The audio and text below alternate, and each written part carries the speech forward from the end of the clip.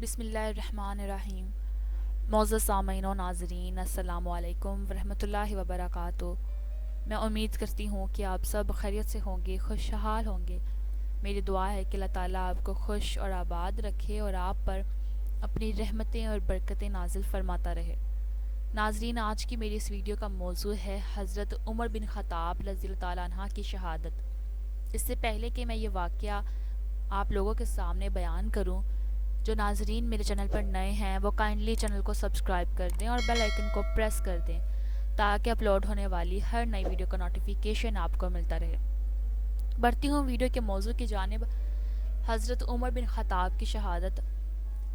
اسلام کے گلشن کو جن شہدائے اعظام نے اپنا خون جگر دے کر سدا بہار کیا، ان میں خلیفہ ثانی، فاروق اعظم، امیر المومنین سیدنا حضرت عمر بن خطاب رضی اللہ تعالیٰ عنہ کا نام نامی اس میں غرام سر فہرست ہے۔ آپ رضی اللہ تعالیٰ عنہ آسمان عدالت و شجاعت پر آفتاب بن کر چمکے۔ آپ کے بے شمار فضائل حدیث میں بیان کیے گئے ہیں، مگر افسوس آج امت مسلمہ آپ جیسے جانثاران اسلام کی حیات و شخصیت سے ناواقف ہوتی جا رہی ہے۔ حضرت عمر رضی اللہ تعالیٰ عنہ اسلام کی نہایت بزرگ ترین ہستی ہیں، اور کیوں نہ ہو، خود خلاصہ کائنات محبوب کبریا احمد مجتبیٰ محمد مصطفیٰ صلی اللہ علیہ وآلہ وسلم نے بارگاہ الہی سے جھولی پھیلا کر آپ کو مانگا تھا۔ رسول اللہ نے اللہ تعالیٰ کے حضور دعا فرمائی تھی کہ اے اللہ، ان دونوں یعنی کہ ابو جہل یا عمر بن خطاب میں سے جو تجھے زیادہ محبوب ہو، اس کے ذریعے اسلام کو عزت عطا فرما۔ اور یہ دعا حضرت عمر رضی اللہ تعالیٰ عنہ کے حق میں قبول ہوئی۔ حضرت عمر کی ذات وہ ذات ہے جن کے اسلام میں داخل ہونے پر فرشتوں نے بھی خوشیاں منائیں۔ حضرت جبرائیل آسمان سے نازل ہوئے اور حضرت نبی کریم صلی اللہ علیہ وآلہ وسلم کی خدمت میں عرض کیا، اس وقت آسمان والے بھی عمر کے اسلام قبول کرنے پر خوش ہو رہے ہیں۔ یہ ابن ماجہ میں ایک حدیث ہے۔ نیز حضرت عمر کی فضیلت بیان کرتے ہوئے خاتم الانبیاء صلی اللہ علیہ وآلہ وسلم نے ارشاد فرمایا، اگر میرے بعد کوئی نبی ہوتا تو وہ عمر بن خطاب ہوتے۔ ترمذی میں بیان کیا جاتا ہے، سابقہ امتوں میں کچھ محدث ہوتے تھے، وہ نبی تو نہیں ہوتے تھے لیکن انہیں اللہ تعالیٰ کی طرف سے صحیح باتوں کا الہام ہوتا تھا۔ حضرت نبی کریم صلی اللہ علیہ وسلم نے ارشاد فرمایا، اگر میری امت میں کوئی ایسا شخص ہو سکتا ہے تو وہ عمر بن خطاب ہے۔ اسی کا ثمرہ تھا کہ اگر کسی مسئلے میں مسلمانوں کا اختلاف ہوتا اور حضرت عمر رضی اللہ عنہ کی رائے دوسرے صحابہ کرام رضی اللہ عنہ سے مختلف ہوتی تو وہ وحی نازل ہوتی تھی جس سے حضرت عمر کی تائید ہوتی، یعنی اللہ سبحانہ وتعالیٰ نے حضرت عمر کے زبان و دل پر حق کو جاری فرما دیا تھا۔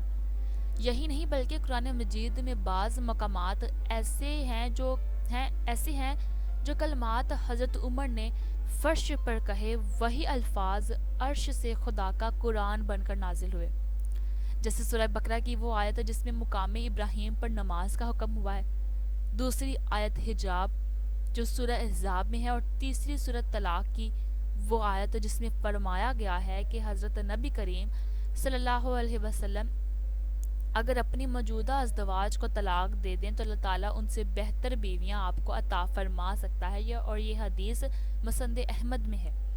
علاوہ ازیں حضرت عمر کو اللہ تعالیٰ نے ایسا رعب عطا فرمایا تھا کہ ان سے فساق و فجار تو کجا شیطان بھی خوف کھاتا تھا۔ ایک مرتبہ حضرت نبی کریم نے ارشاد فرمایا، اس ذات کی قسم جس کے قبضے میں میری جان ہے، اے عمر، شیطان تمہیں جس راستے پر چلتا ہوا دیکھتا ہے وہ اپنا راستہ بدل دیتا ہے، اور یہ حدیث مسند احمد میں بیان کی گئی ہے۔ نیز حضرت نبی کریم صلی اللہ علیہ وسلم جس وقت معراج کی مبارک سفر پر تشریف لے گئے تھے، اس موقع پر آپ صلی اللہ علیہ وسلم نے بچشم خود جنت میں حضرت عمر کا محل دیکھا۔ آپ نے ارشاد فرمایا، میں نے جنت میں محل دیکھا ہے جس کی ایک جانب ایک عورت وضو کر رہی تھی، مجھے پوچھنے پر معلوم ہوا کہ یہ محل عمر کا ہے، اور یہ حدیث بھی پروپر مسند احمد میں بیان کی گئی ہے۔ حضرت عمر کی فضیلت کا اندازہ اس بات سے کیجئے کہ خود خلاصہ کائنات صلی اللہ علیہ وسلم نے حضرت عمر رضی اللہ عنہ سے اپنے لیے دعا کی درخواست کی۔ یہ واقعہ کچھ یہ ہے کہ ایک مرتبہ حضرت عمر نے حضرت نبی کریم سے عمرہ کی اجازت طلب کی تو حضرت نبی کریم نے انہیں اجازت دیتے ہوئے ارشاد فرمایا، بھائی ہمیں اپنی دعاؤں میں بھول نہ جانا، اور یہ مسند احمد میں تفصیل سے بیان کی گئی ہے۔ حضرت ابو بکر صدیق سے روایت ہے، میں نے حضرت نبی کریم صلی اللہ علیہ وسلم کو یہ ارشاد فرماتے ہوئے سنا کہ سورج کبھی بھی عمر سے بہتر کسی شخص پر طلوع نہیں ہوا، اور حضرت علیکم اللہ وجہ کی نظروں میں حضرت نبی کریم کے بعد تمام امت میں سب سے بہترین پہلے حضرت ابو بکر صدیق اور دوسرے حضرت عمر تھے۔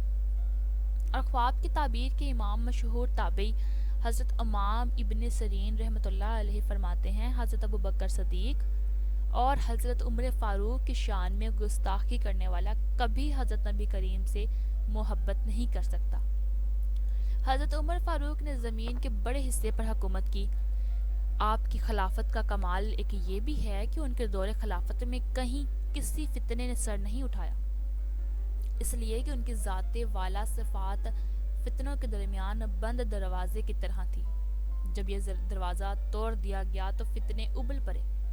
اگر آپ رضی اللہ عنہ کی عدل و انصاف اور ملکی انتظامات اور فتوحات پر نظر ڈالے جائے تو حیرت ہوتی ہے کہ وہ کام آپ کی ذات سے ظاہر ہوئے جن کا کوئی نمونہ دنیا میں پہلے موجود نہ تھا، اور اگر آپ کی دینی خدمات اور روحانی کمالات کو دیکھا جائے تو آنکھیں خیرہ ہو جاتی۔ بناور صفحات تاریخ میں اس کی جامعیت کی کوئی تاریخ نہیں ملتی، اور سچ تو یہ ہے کہ ان کا ہر رویہ اپنے مرشد برحق صلی اللہ علیہ وسلم سید الکل فی الکل اور امام الانبیاء اور رسل کے سچا ہونے کی شہادت ساری دنیا کے سامنے ادا کر گیا۔ اس مختصر مضمون میں جو کچھ پیش کیا گیا اور جو کچھ میں نے بیان کیا اسے صرف ایک نمونہ ہی کہا جا سکتا ہے، بلکہ ایک تنبیہ ہے کہ نام نہاد مسلمان اسلام کی ایسی بزرگ ترین ہستیوں کے بارے میں جانیں اور ان کی شخصیت سے سبق حاصل کریں۔ اب میں موضوع کو بیان کر دوں۔ حضرت عمر کی شہادت کا مختصر واقعہ کچھ یوں ہے کہ مدینہ منورہ میں فیروز نامی ایک پارسی غلام رہتا تھا جس کی کنیت ابو لولو تھی۔ اس نے ایک دن حضرت عمر رضی اللہ عنہ سے آ کر شکایت کی کہ میرے آقا مغیرہ بن شعبہ نے مجھ پر بہت بھاری محصول مقرر کیا ہے، آپ کم کروا دیجئے۔ حضرت عمر نے تعداد پوچھی تو اس نے کہا روزانہ 2 درہم۔ حضرت عمر نے پوچھا کہ تو پیشہ کون سا کرتا ہے؟ بولا کہ نقاشی آہن گیری۔ آپ نے فرمایا ان صنعتوں کے مقابلے میں تو یہ رقم زیادہ نہیں ہے۔ فیروز دل میں سخت ناراض ہو کر چلا آیا۔ دوسرے دن حضرت عمر رضی اللہ عنہ صبح کی نماز کے لیے نکلے تو فیروز خنجر لے کر مسجد میں آئے۔ حضرت عمر کی طرف سے کچھ لوگ اس کام پر مقرر تھے کہ جب جماعت کھڑی ہو تو وہ صفیں درست کریں۔ جب صفیں درست سیدھی ہو گئیں تو حضرت عمر تشریف لائے اور جو ہی نماز شروع کی فیروز نے دفعہ گھات میں سے نکل کر مسلسل 6 وار کیے، جس میں سے ایک ناف کے نیچے پڑا۔ حضرت عمر نے فوراً حضرت عبد الرحمن بن عوف کا ہاتھ پکڑ کر اپنی جگہ کھڑا کر دیا اور خود زخم کے صدمے میں سے گر پڑے۔ عبد الرحمن بن عوف نے اس حالت میں نماز پڑھائی کہ حضرت عمر سامنے بسمل پڑے تھے۔ فیروز نے اور لوگوں کو بھی زخمی کیا لیکن بالآخر پکڑ لیا گیا اور پھر خودکشی کر لی۔ حضرت عمر کو لوگ اٹھا کر گھر لائے۔ سب سے پہلے انہوں نے پوچھا کہ میرا قاتل کون ہے؟ لوگوں نے بتلایا فیروز۔ آپ نے فرمایا الحمدللہ میں ایسے شخص کے ہاتھ سے نہیں مارا گیا جو اسلام کا دعویٰ رکھتا ہو۔ لوگوں کا خیال تھا کہ زخم چندہ کاری نہیں ہے، غالباً شفا ہو جائے۔ چنانچہ ایک طبیب بلایا گیا۔ اس نے نیند اور دودھ پلایا مگر دونوں چیزیں زخم کی راہ سے باہر نکل آئیں۔ حضرت عمر نے اس کے 3 دن کے بعد انتقال فرمایا اور محرم کی پہلی تاریخ ہفتے کے دن مدفون ہوئے۔ نماز جنازہ حضرت صہیب رضی اللہ عنہ نے پڑھائی۔ حضرت علی، عبد الرحمن، عثمان، طلحہ، سعد بن وقاص اور عبد الرحمن ابن عوف رضی اللہ عنہ نے قبر میں اتارا اور اس طرح یہ آفتاب عالم تاب خاک میں چھپ گیا۔ یہ آفتاب تو خاک میں چھپ گیا لیکن جاتے جاتے اپنے کردار اور فعل و عمل سے عظیم پیغام دنیا کو دے کر گیا کہ بھلے ہی تمہارے سامنے امیر المومنین بسمل پڑا ہو لیکن تمہیں ایسی حالت میں بھی اللہ کے فریضے کو کامل طور پر ادا کرتے رہنا۔ اللہ تعالیٰ ان کے درجات بلند سے بلند تر فرماتا رہے اور ہمیں ان کی زندگی اور شہادت سے سبق حاصل کرنے کی توفیق نصیب فرمائے۔ آمین یا رب العالمین۔ امید کروں گی ناظرین کہ آج کا موضوع اور آج کا اتنا خوبصورت واقعہ آپ لوگوں کو پسند آیا ہوگا۔